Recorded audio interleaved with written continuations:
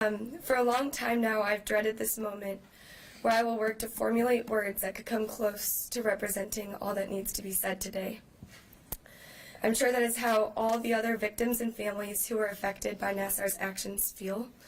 There have been countless articles, news reports, court hearings to list all the awful things that he has done, and every one of them are true. I'm standing here today with so many others who were abused by Nassar, and each of us have our own perspective and story that has forever been changed because we were the unfortunate ones to go to him for a professional service. I date my experience back to my 13th birthday. I was clearly just a child. I was very vulnerable because I was never educated in the area of abuse until much later. Even when I was knowledgeable, there was no way that I could have ever identified what he was doing as such. Larry was a craftsman of manipulation, using his power and status to control and take advantage of children, who he groomed to essentially worship his name. He hugged me when I walked into the room, made jokes with me, asked me questions about my personal life, about my boyfriends. He established a relationship of trust with me. This went on for over 6 years of regular appointments with 45-minute sessions, all a part of all of them except one that I can recall. Little did I realize that me seeking help for my intense body pain would result in a life of trauma, high anxiety disorder, and post-traumatic stress disorder.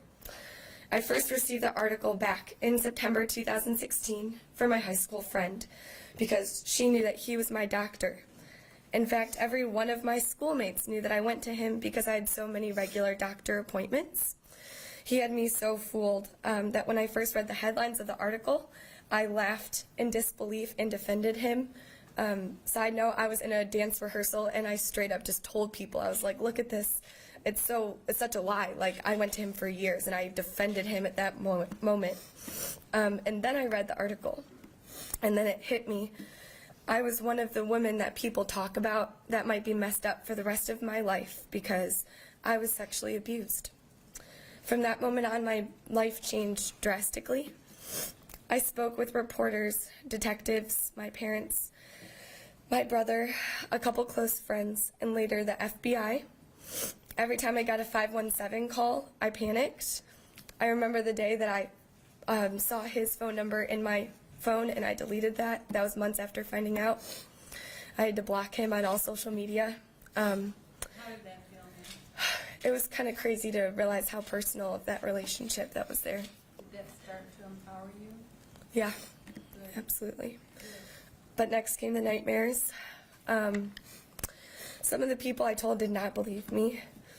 I admitted myself into counseling that very first week because I did not want to be one of those messed up girls who could not function in a relationship. I met my husband that very week. The first time we talked was because I had a panic attack in public and he was working and he stepped out of the counter and said, "Can I pray for you?" And we prayed together. And now we're married 3 months almost. Thank you. Over the course of 2016 into 2017, everything became more difficult as national news stations were covering information about him. People would send me articles, they would text me articles, professors would talk about it in class and describe what they thought happened. Nothing has been private regarding this issue, nothing. Imagine your deepest, darkest pain that was never in your control being publicized nationally on a regular basis for a year and a half. I'm standing here today, 4 counselors later. My family's under immense financial stress from all the counseling bills and still fighting to be freed from the pain that has been caused to me.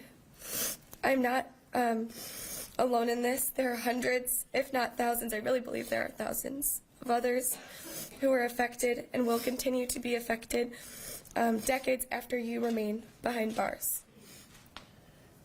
So I ask, what are we to do with a horrific situation such as this?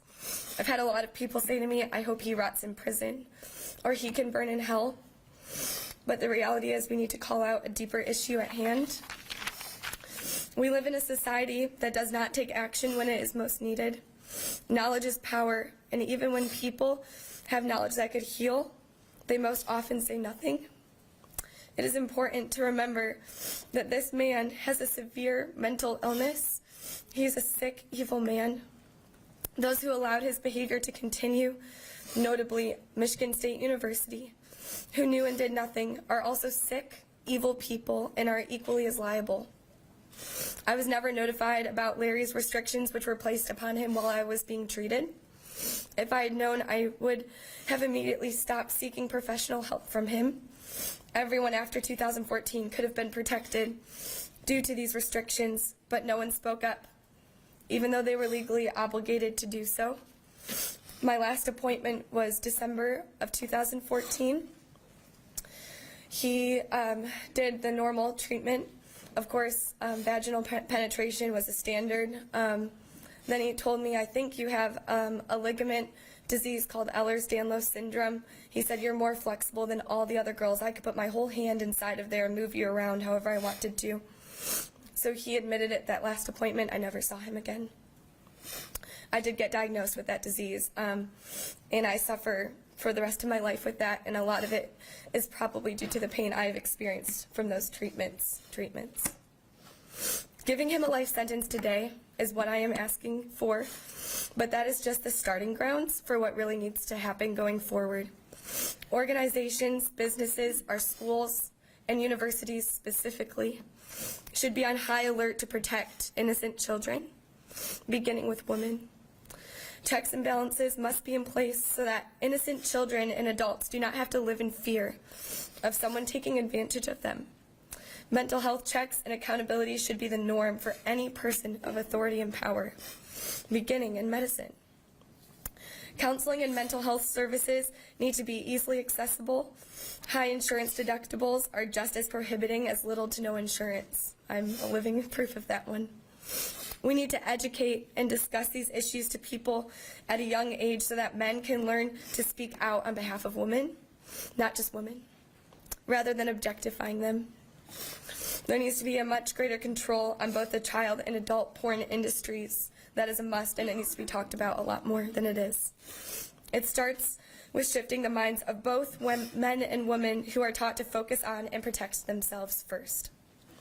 Every time one person does not speak with the truth, another person will be hurt in profound ways.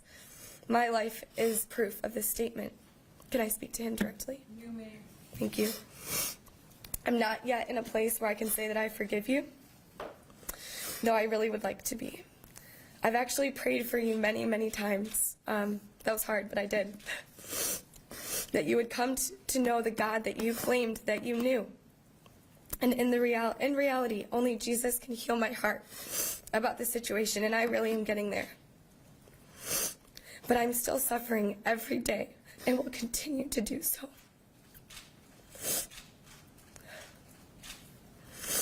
And I ask each one of you and everyone that this reaches that you will help cultivate environments where women do not have to live in fear.